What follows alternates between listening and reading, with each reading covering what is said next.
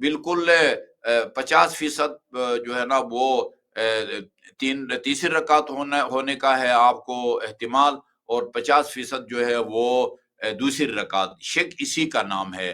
اب اس کو تیسری رکعت سمجھ کے آپ نماز کو مکمل کریں، لیکن یہ جو امکانی کمی ہے، ہو سکتا ہے حقیقت میں در واقع وہ دوسری رکعت ہو، تو اس امکانی کمی کو پورا کرنے کے لیے وہاں کہا جاتا ہے کہ آپ نماز احتیاط پڑھیں۔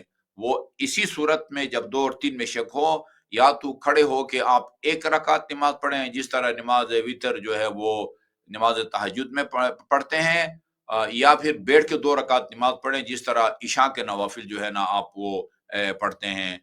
تو اس میں یہ ہے کہ وہ جو امکانی کمی ہے وہ پوری ہو جائے گی، اور اس کا طریقہ بھی یہی ہے کہ آپ صرف وَلَضَّالِّین تک پڑھیں گے، آگے سورہ پڑھنے کی ضرورت نہیں ہے۔ تو یہ نماز احتیاط کہلاتی ہے جی۔ اور بھی اسی طرح 3 اور 4 میں شک ہو، ادھر بھی جو ہے نا یوں سمجھے کہ چوتھی رکعت ہے، اور مکمل کرے، نماز کو مکمل کرنے کے بعد وہ جو امکانی کمی باقی رہ جاتی ہے اس کو پورا کرنے کے لیے وہاں کبھی ایک رکعت بھی پڑھی جاتی ہے، کبھی 2 رکعت، مثلا 2 اور 4 میں شک ہو، پتہ نہیں یہ میری دوسری رکعت ہے یا چوتھی رکعت ہے، ادھر بھی جو ہے نا اس کو چوتھی سمجھ کے نماز کو مکمل کریں۔ اب یہ امکان باقی ہے اپنی جگہ پر کہ ہو سکتا ہے در واقع وہ دوسری رکعت ہو اور 2 رکعتیں میرے ذمہ ہوں، وہاں جو ہے وہ آپ کو کہا جاتا ہے کہ آپ 2 رکعت نماز جو ہے نا احتیاط پڑھیں گے۔ بالفرض اگر وہ 2 رکعت تھی تو یہ ان 2 رکعتوں کے ذریعے وہ کمی پوری ہو جائے گی۔ یہ نماز احتیاط کہلاتی ہے جی۔ جی آغا صاحب، اگلے سوال کی جانب چلتے ہیں، اور بعد السلام انہوں نے یہ سوال پوچھا ہے کہ میرا نام محمد اسماعیل ہے، کراچی سے عرض کر رہا ہوں، اور میرا تعلق نگر گلگت سے ہے، اور آغا صاحب کے بھی علم میں ہے کہ ہمارے علاقے میں سن بلوغت کے متعلق مشہور ہے کہ کم از کم ہمارے بلوغت کے زمانے میں یہی تھا کہ اگر پیدائش رمضان سے پہلے قریب میں ہوئی تو 15 سال میں روزہ نماز واجب ہوتا ہے، اور اگر رمضان کے فوری بعد یا قریب میں ہو تو 16 سال کی عمر میں روزہ نماز واجب ہو جاتا ہے۔ اور میں نے بھی 16 سال کی عمر میں ہی نماز روزہ شروع کیا ہے، لیکن ابھی مجھے محسوس ہو رہا ہے کہ شاید 1 سال کی دیر ہوئی ہے ان تمام تر اعمال کو شروع کرنے میں۔ تو آغا سے سوال یہ ہے کہ اس بات کی تصدیق کروانے کی استدعا ہے کہ یہ صحیح ہے یا نہیں، اور اگر دیر ہوئی ہے تو نماز کی قضا کرنی ہوگی یا نہیں، اور روزے کی صرف قضا ہوگی یا اس کا کفارہ بھی واجب ہوگا، اس کی وضاحت فرمائیے گا۔ دیکھیں جی، ہم اس سے پہلے بھی یہ مسئلہ بیان کر چکے ہیں کہ یعنی مرد لڑکے کے بالغ ہونے کی 3 علامتیں اور نشانیاں ہیں۔ ایک یہ کہ چاند کے حساب سے اس کے 15 سال مکمل ہوں، 16واں سال شروع ہو۔ 16 سال گزرنا ضروری نہیں ہے، 15 سال ختم، 16واں سال شروع، تو یہ بالغ ہو جاتا ہے۔ دوسری علامت یہ ہے کہ اس پر غسل جنابت واجب ہو جائے، احتلام ہو جائے اس کو، وہ بھی بالغ ہونے کی نشانی ہے۔ اسی طرح اس کے زیر ناف جو بال ہیں وہ نکل آئیں، تو یہ 3 جو ہے نشانیاں ہیں۔ تو ظاہر ہے جو اصول ہے، قانون، فارمولہ یہ ہے کہ بندہ پیدائشی طور پر تو بالغ نہیں ہوتا، بعد میں بالغ ہوتا ہے۔ انسان جو ہے نا وہ جو ہے نا اس کو نماز روزہ تب واجب ہوں گے کہ جب اس کو یقین ہو کہ میں سن بلوغ جو ہے نا وہ پہنچ گیا ہوں۔ اب وہ پہلے یہ سمجھتا تھا کہ نہیں ہوا، اور بعد میں کنفرم ہو جائے کہ میں بالغ ہو گیا تھا اور میں نے نماز نہیں پڑھی، بالغ ہو گیا تھا اور میں نے روزہ نہیں رکھا، پھر جو ہے وہ ان کو قضا بجا لائے۔ البتہ کفارہ وغیرہ جو ہے وہ نہیں ہے روزے کا، کیونکہ کفارہ تب ہے کہ جان بوجھ کے آپ روزہ توڑیں، واجب روزہ رکھا ہے اور اس کو جان بوجھ کے توڑیں۔ تو یہ جی ہاں، اگر آپ کو یقین ہو جائے کہ میں اس وقت بالغ تھا اور میں نے روزہ نہیں رکھا، نماز بھی نہیں پڑھی، تو پھر قضا بجا لائے۔ اگر صاحب بہت بہت شکریہ۔ اگلا سوال ہمارے پاس سرکاری ملازمت کے حوالے سے ہے کہ اگر صاحب میں سرکاری ملازمت کرتا ہوں، اور گزشتہ کئی سالوں سے میں اس جاب کو کر رہا ہوں، لیکن ابھی ان دنوں مجھے کچھ اپنے مکان کی تعمیرات کے حوالے سے اپنے تنخواہ کے ایڈوانس میں حاصل کرنے کی ضرورت پڑ رہی ہے۔ تو کیا میرے لیے یہ چیز جائز ہے کہ میں اپنی تنخواہ ایڈوانس میں حاصل کروں اور پھر بعد میں وہ بغیر تنخواہ کے کام کروں؟ ایڈوانس لینا میرے لیے ضروری ہے، تو کیا یہ شریعت میں اجازت ہے ایڈوانس لینے کی یا نہیں؟ اس کی وضاحت فرمائیے گا۔ نہیں، کوئی ممانعت نہیں ہے جی، آپ کسی سے قرض بھی لے سکتے ہیں، آپ اپنے ایڈوانس بھی لے سکتے ہیں، اس میں کسی قسم کی شرعی نہ قباحت ہے نہ ممانعت ہے۔ جی آغا صاحب، بہت شکریہ۔ اگلا سوال ہمارے پاس انگوٹھی پہننے کے حوالے سے ہے۔ انہوں نے بعد السلام یہ پوچھا ہے کہ آغا صاحب، انگوٹھی پہننے کے کیا احکامات ہیں، اور شریعت میں انگوٹھی پہننا ایک پسندیدہ عمل ہے، تو پھر کون سا پتھر یا کون سا نگینہ ایسا ہے کہ جسے ہم انگوٹھی میں اپنے ہاتھ میں پہنیں، اور کون سی انگلی میں پہننے کی فضیلت زیادہ بیان کی گئی ہے؟ دیکھیں جی، پتھروں میں جو جس کی زیادہ تاکید کی گئی ہے وہ عقیق ہے۔ عقیق ہے، بعض روایات میں ہے کہ رسول خدا صلی اللہ علیہ وسلم نے امیر المومنین سے فرمایا، یا علی تختم بالعقیق الاحمر، سرخ عقیق پہنا کرو۔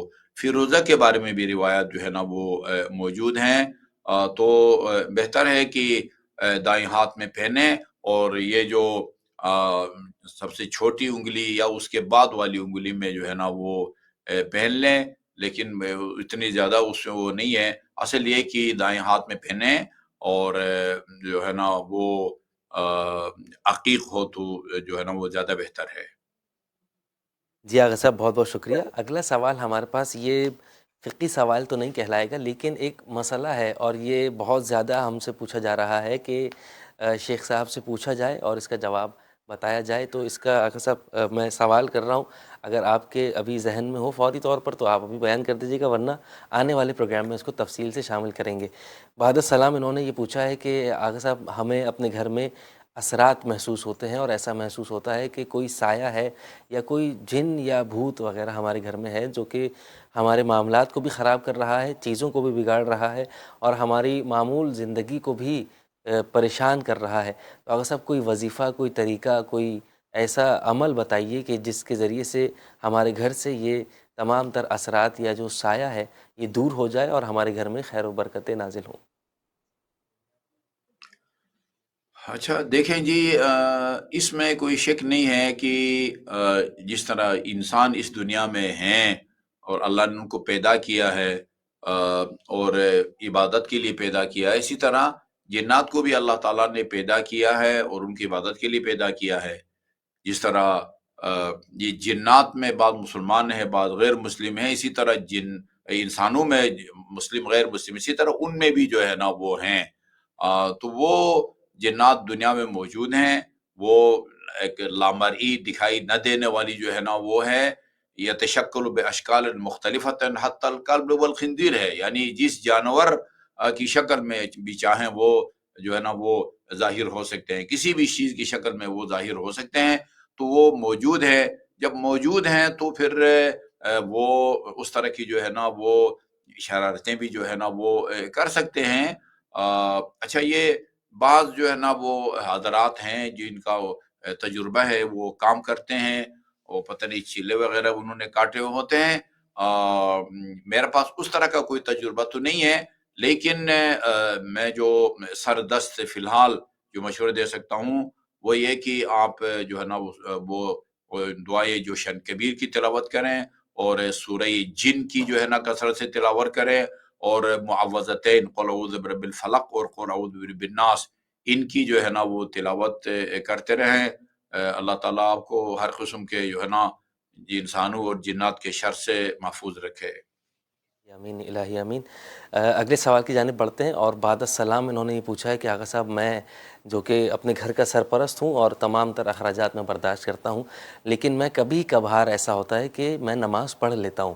یہ انہوں نے واضح کیا ہے کہ کبھی کبھار نماز پڑھتا ہوں، ہمیشہ وقت کی پابندی کے ساتھ نماز نہیں پڑھ پاتا یا نہیں پڑھتا۔ جمعے کے دن کی یا ہفتے میں 2 یا 3 دن کی مسلسل میں نماز پڑھتا ہوں، لیکن جب میں اپنی بیوی کو نماز پڑھنے کا کہتا ہوں تو وہ یہ کہتی ہے کہ آپ خود تو صحیح سے پڑھتے نہیں ہیں اور مجھے پڑھنے کا کہتے رہتے ہیں، اور وہ میرے بچوں پر بھی اس بات کا اثر پڑتا ہے کہ بچے بھی نماز نہیں پڑھتے، میری بیوی بھی نماز نہیں پڑھتی۔ تو کیا یہ ایک چیز مجھ پر واجب ہے کہ میں اپنے اہل و عیال کو نماز کا اور عبادات کا پابند بناؤں، واجبات کا ادا کرنے والا بناؤں؟ کیا یہ مجھ پر فریضہ بنتا ہے کہ میں ان چیزوں کے لیے انہیں بولوں یا ٹوکوں، یا یہ میرے اوپر واجب نہیں ہے؟ اس کی وضاحت فرمائیے گا۔ دیکھیں جی، قرآن کی جو آیت ہے وہ آپ کے اوپر بھی لاگو ہوتی ہے اور بچوں کے معاملے میں بھی۔ یہ وہ جو ہے نا، قو انفسکم و اہلیکم نارا وقودها الناس والحجارہ ہے۔ اے لوگو، اپنے آپ کو بھی اور اپنے اہل خانہ کو، ظاہر ہے اہل میں بیوی بچے سارے ہی آ جاتے ہیں، ان کو اس جہنم کے آتش سے بچاؤ کہ جس کا ایندھن جو ہے وہ پتھر اور انسان ہوں گے۔ تو سب سے پہلے آپ اپنے آپ کو جہنم سے، آگ سے بچائیں، خود نماز کی آپ پابندی کریں۔ آپ اگر نماز کی پابندی کریں گے، ہو سکتا ہے وہ آپ کو کہنا بھی نہ پڑے۔ وہ خاتون جو ہے نا، وہ اس کا موقف ٹھیک ہے جب آپ خود نماز نہیں پڑھتے ہیں۔ قرآن کی آیت ہے لَمَ تَقُولُونَ مَا لَا تَفْعَلُونَ، جس بات پر خود عمل نہیں کرتے وہ بات کیوں کرتے ہیں، یا دوسروں کو اس کا حکم کیوں دیتے ہیں؟ کبرن مقتن عند اللہ ان تقولوا ما لا تفعلون، یہ قرآن کی آیت اسی کے ساتھ ہی ہے۔ یعنی بہت بڑا جو ہے نا گناہ ہے یہ کہ آدمی وہ بات کرے، دوسروں کو حکم دے جس پر جو ہے نا وہ خود عمل نہیں کرتا۔ تو اور نماز جو ہے وہ ترک نماز یہ ایک ایسا گناہ ہے کہ جو اور بھی بہت سارے گناہوں کا سبب اور باعث بنتا ہے۔ امیر المومنین علیہ الصلوۃ والسلام کا فرمان ہے کہ لا یزال ابلیس یا شیطان ذعرا من ابن آدم ما حافظ علی الصلوات الخمس، جب تک انسان اولاد آدم نماز کا پابند رہتا ہے شیطان اس سے خوفزدہ رہتا ہے۔ فَإِذَا ضَيَّعَهَا، جب انسان نماز کو ضائع کر دے، نماز ترک کرے، تو اوقعہ فی العظام، پھر شیطان اس کو بڑے بڑے، اس کی جرت بڑھ جاتی ہے اور بڑے بڑے گناہوں میں اس کو جو ہے نا وہ دھکیل دیتا ہے۔ یہ امیر المومنین کا فرمان ہے، یہ پتھر پر لکیر ہے۔ تو قو انفسکم و اہلیکم نارا، اپنے آپ کو بھی آتش جہنم سے بچاؤ اور اپنے بیوی بچوں کو بھی جو ہے نا وہ جہنم سے بچاؤ۔ یہ قرآن میں صاف لکھا ہوا ہے کہ ترک صلاۃ کے نتیجے میں بندہ جہنم جا سکتا ہے، کیونکہ قرآن میں ہے کہ جب جنتیوں نے دوزخیوں سے پوچھا، جہنمیوں سے، ما سلککم فی سقر، کس جرم میں تمہیں جہنم میں ڈالا گیا ہے، تو انہوں نے جواب میں کہیں گے لم لم لم لم نکن من المصلین، ہم نماز نہیں پڑھتے تھے، ہم نماز گزاروں میں سے نہیں تھے۔ یہ کوئی معمولی گناہ نہیں ہے، سنگین ہے، بندے کے رونگٹے کھڑے ہو جانی چاہیے کہ بغیر کسی شرعی مجبوری کے جان بوجھ کے انسان نماز ترک کرے۔ یہ تو انتہائی ایک المیہ ہے، آفت ہے۔ اللہ تعالیٰ جو ہے نا وہ سب کو بچائیں۔ آپ خود پابند ہوں گے تو آپ کو شاید کہنا بھی نہ پڑے، چونکہ معصوم کا فرمان بھی ہے کونوا دعاۃ للناس بغیر السنتکم، لوگوں کو دین کی طرف، حق کی طرف یا واجبات کی طرف جو ہے نا وہ دعوت دو خاموشی سے، بغیر زبان کے دعوت دو۔ بغیر زبان کا مطلب یہ ہے کہ خود ایسا کردار پیش کرو کہ وہ تمہارے نقش قدم پر چلے اور آپ کو زبانی کہنا بھی نہ پڑے۔ جی آغا صاحب، بہت بہت شکریہ۔ اگلے سوال کی جانب چلتے ہیں، اور بعد السلام پوچھا گیا ہے کہ آغا صاحب بچوں کے گلے میں جو تعویذ بنا کر ڈالے جاتے ہیں برائے حفاظت یا برائے صحت و سلامتی کے لیے، تو ان تعویذوں میں کوئی دعا ایسی سجیسٹ کیجیے کہ جس کے ذریعے سے وہ جناتوں کے اور انسانوں کے شر سے بھی محفوظ رہیں، اور اس کے ساتھ بدخوابی اور صحت مند زندگی ان کی ہو، اور حفاظت کے ساتھ ساتھ ان کی زندگی پروان چڑھے، ایسی کوئی دعا تجویز فرمائیے۔ دیکھیں جی، ایک تو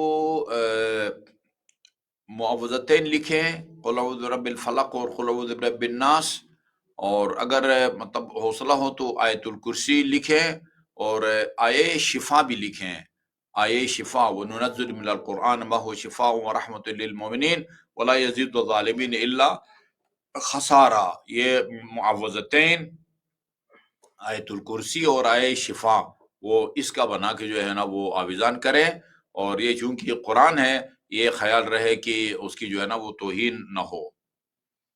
بہت شکریہ۔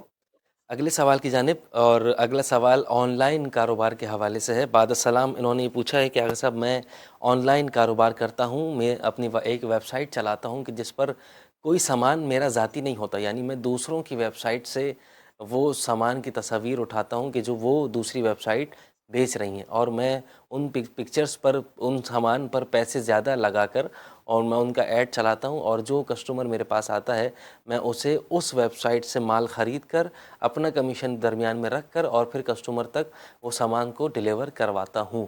تو یہ جاننا ہے کہ کیونکہ نہ سامان میرا ہے، نہ وہ پکچر میری ہے، اور نہ میں اس چیز کی اجازت لے رہا ہوں کہ میں وہ تصاویر لوں اور یہ کام کروں، لیکن میں یہ کام کر رہا ہوں اور درمیان میں کمیشن مجھے مل رہا ہے، تو کیا یہ کرنا میرے لیے جائز ہوگا یا نہیں؟ اس کی وضاحت فرمائیے گا۔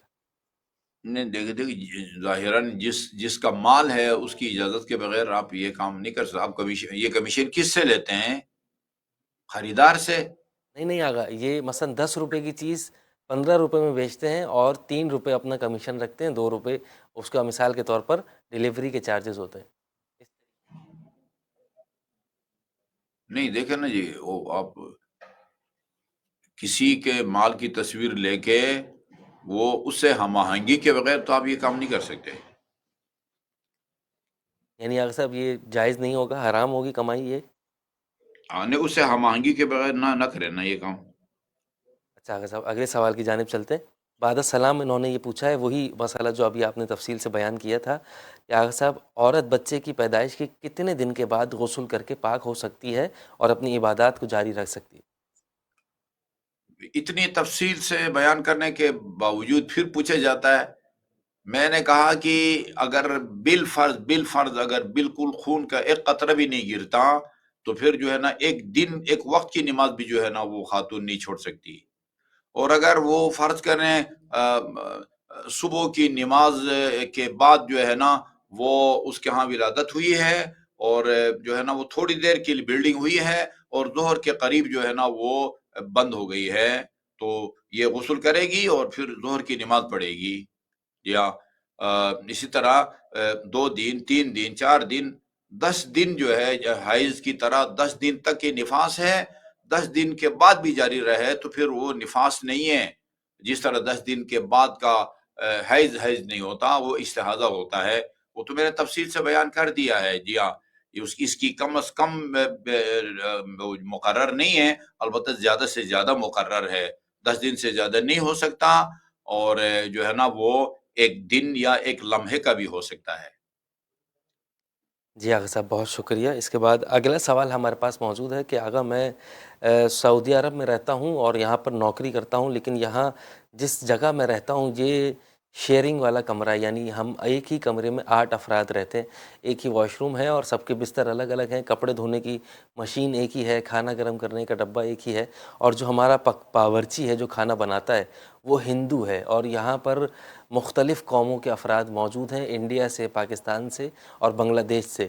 تو ہندو کے ہاتھ کا پکا ہوا کھانا میں کھا سکتا ہوں یا نہیں؟ اور اس واشنگ مشین میں کہ جس مشین میں ہندو کے کپڑے دھلتے ہیں، کیا میں اپنے کپڑے دھو سکتا ہوں یا نہیں؟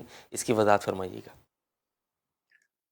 دیکھیں جی، ہندو کے ہاتھ سے کھانے کا مطلب یہ ہے کہ ہندو جو پکاتا ہے اس کو کھانے کا مطلب یہ ہے کہ وہ ہندو برتن دھوتا ہے، دیگچی دھوتا ہے، پلیٹیں دھوتا ہے اور اسی کے اندر رکھ آپ کو دیتا ہے۔ اگر چپاتی بناتا ہے تو وہ آٹا گوندتا ہے اور گوند کے آپ کو کھلاتا ہے۔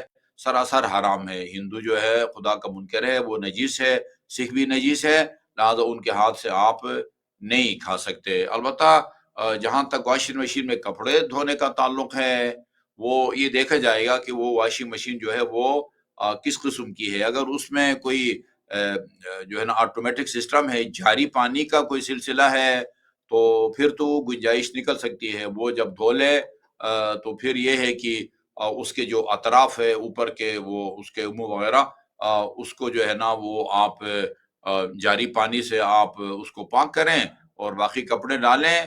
اس میں اگر آٹومیٹک سسٹم ہے اور جاری پانی اس کے اندر جاتا ہے اور وہی اس کو غوطہ بھی دیتا ہے، اس کو نچوڑتا بھی ہے، تو یہ کام آپ کر سکتے ہیں۔ البتہ اس کے لیے واشنگ مشین کے اوپر کا جو حصہ ہے اس کا منہ کا ادھر اس کی نجیس کی چھینٹیں وغیرہ پڑ سکتی ہیں، تو ان کو جو ہے نا وہ نل کا جو ہے نا پائپ سے اس کو ایک دفعہ پاک کریں. اگر اس طرح آٹومیٹک جاری پانی کا سسٹم نہیں ہے تو پھر جو ہے نا نہ دھوئیں آپ اس میں. جی آغا صاحب بہت بہت شکریہ. اگلا سوال ہمارے پاس موجود ہے اور بعد السلام انہوں نے یہ پوچھا ہے کہ آغا ایک سید زادے کا روزوں کا کفارہ کسی غیر سید کو دیا جا سکتا ہے؟ اور یہی سوال اگر الٹا کر لیا جائے کہ کسی غیر سید کے روزوں کا کفارہ سید کو دیا جا سکتا ہے یا نہیں، ان دونوں سوالات کی وضاحت فرمائیے گا. جی جی دے سکتے ہیں جی، سید غیر سید کو بھی اور غیر سید سید کو بھی، چونکہ یہ صدقہ نہیں ہے. جو واجب صدقہ ہے زکوٰۃ اور فطرہ، یہ اگر دینے والا غیر سید ہے تو اس کو سید نہیں کھا سکتا. البتہ سید کا صدقہ سید کھا سکتا ہے، اسی طرح غیر سید بھی کھا سکتا ہے. یہ جو کفارہ ہے یہ ایک طرح کا جرمانہ ہے، یہ صدقہ نہیں ہے جو سادات پر حرام ہو. جی آغا صاحب بہت شکریہ. اور اگلا سوال ہمارے پاس الکحل والی پرفیوم کے حوالے سے ہے کہ جن پرفیومز میں یا عطر میں الکحل شامل ہوتا ہے، کیا وہ لگا کر ہم نماز یا قرآن کی تلاوت کر سکتے ہیں یا نہیں؟ اس کی وضاحت فرمائیے گا. جی یہ مسئلہ بھی غالباً پہلے بیان ہو چکا ہے کہ یہ جو الکحل ہے وہ حرام ہے. یعنی اس کو پینا، آپ اس کو مٹی کی طرح سمجھے. مٹی جو ہے وہ حرام ہے، اس کا کھانا حرام ہے، لیکن ناپاک نہیں ہے. ناپاک نہیں ہے بلکہ اگر آپ کا جوتا ناپاک ہو جاتا ہے، وہ مٹی کے اوپر آپ چلیں تو وہ آپ کا جو جوتے کا تلوا ہے وہ پاک ہو جاتا ہے.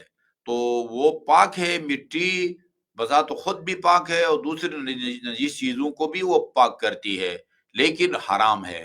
تو الکحل بھی ایسے ہی ہے. تو الکحل جو ہے وہ اس کا پینا تو حرام ہے لیکن ناپاک نہیں ہے، ناپاک نہیں ہے. اسی لیے یہ باقاعدہ فقہا سے پوچھا گیا ہے، خصوصاً آیت اللہ سیستانی سے، کہ جن دوائیوں میں الکحل شامل کرتے ہیں آیا ان دوائیوں کو استعمال کر سکتے ہیں یا نہیں کر سکتے. اس میں کہتے ہیں کہ جو دوائی آپ استعمال کرتے ہیں یا پیتے ہیں اس میں اگر الکحل کی جو مقدار ہے وہ 2% سے زیادہ ہے تو پھر جو ہے وہ آپ نہیں کھا سکتے. اس سے کم ہے تو کھا سکتے ہیں. اگر وہ ناپاک ہوتا، ایک قطرے کا 10واں حصہ بھی اگر گر جاتا تو وہ پورا گلاس پانی کا جو ہے وہ ناپاک ہو جاتا اور حرام ہو جاتا. لیکن چونکہ نجس نہیں ہے، حرام ہے، یعنی فرض کیجئے 10 کلو آٹے کے اندر جو ہے نا وہ 1 چمچ مٹی ڈال دی جائے اور اس کو گوندھ کے روٹی پکائی جائے تو وہ روٹی حرام تو نہیں ہوگی. وہ آٹا بہت زیادہ ہے اور اس میں یہ 1 چمچ جو ہے وہ مٹی وہ نہ ہونے کے برابر ہے. آغا صاحب اگلا سوال، اور یہ ہمارے پاس آخری سوال موجود ہے، اور بعد السلام انہوں نے یہ پوچھا ہے کہ آغا صاحب ہر شب جمعہ کو یعنی جمعرات کو ہمارے گھر میں فاتحہ خوانی اور مرحومین کے لیے فاتحہ خوانی اور نظر چاردہ معصومین کا اہتمام کیا جاتا ہے کہ جس میں پکوان تیار کیا جاتا ہے اور ساتھ ساتھ چاردہ معصومین کے نام پر نظر دلائی جاتی ہے. تو آغا صاحب میں یہ جاننا چاہتا ہوں کیا یہ ہر جمعرات کو یہ عمل کرنا یہ شریعت کے مطابق کیسا ہے؟ کیا نظر چاردہ معصومین دلوانا اور یہ فاتحہ خوانی کا اہتمام کرنا شب جمعہ یہ کتنی حیثیت رکھتا ہے شریعت کی نگاہ میں اور اس کی کتنی فضیلت ہے، اور کیا بہتر اور صحیح طریقہ انداز ہے؟ اس کی وضاحت فرمائیے گا. دیکھیں جی، نظر جو ہے وہ ایک فقہ کا ایک باب ہے.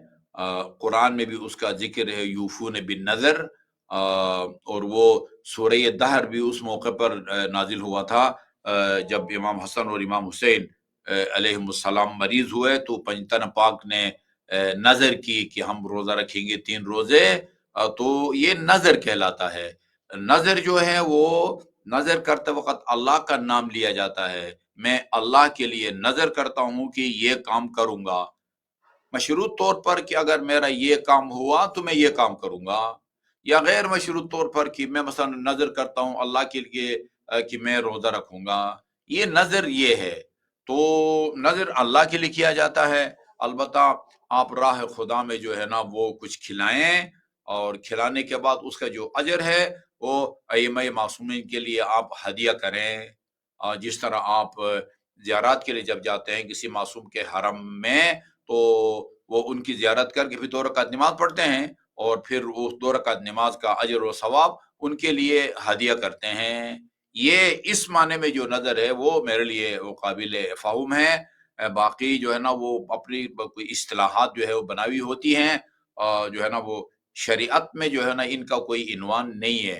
جو نظر ہے وہ یہی ہے، یعنی ایک اپنے آپ کو پابند کرنے والی بات ہے کہ اگر میرا مثلا بیٹا امتحان میں کامیاب ہوا، میں اللہ کے لیے نظر کرتا ہوں کہ اگر میرا بیٹا امتحان میں کامیاب ہوا اس کو زیارات پہ لے کے جاؤں گا۔ یہ نظر صحیح بھی ہے اور اس کی مخالفت جو ہے نا وہ حرام بھی ہے اور اس کا کفارہ بھی دینا ہوتا ہے۔ اب ایک نظر کر کے آدمی عمل انجام دے اور اس کا ثواب ائمہ معصوم کے لیے ہدیہ کر دے تو اس میں کوئی حرج نہیں ہے۔ جی آغا صاحب بہت بہت شکریہ، جزاک اللہ۔ ہمارے پاس یہاں پر وقت مکمل ہوا چاہتا ہے، اور دیکھنے والے تمام تر ناظرین و سامعین جن کے سوالات ہمارے پاس موجود ہیں، انشاءاللہ آنے والے پروگرام میں ان کے سوالات کو شامل کیا جائے گا۔ آخر میں دعا ہے پروردگار عالم کی بارگاہ میں، پروردگار تو جو واسطہ محمد و آل محمد کا، اس کائنات میں موجود تمام تر مومنین کی جان مال عزت و آبرو کی حفاظت فرما، تمام مومنین کے حالات کو بہترین حالات میں تبدیل فرما، اور تمام تر مریضوں کو شفاء کامل و عاجل عنایت فرما۔ ہماری سب سے بڑی دعا، ہمارے وقت کے امام کے ظہور میں تعجیل فرما، ہم ان کے اعوان و انصار میں شامل فرما۔ انہی دعاؤں کے ساتھ اجازت دیجیے اپنے میزبان سید حماد علی زیدی کو۔ والسلام علیکم ورحمۃ اللہ وبرکاتہ۔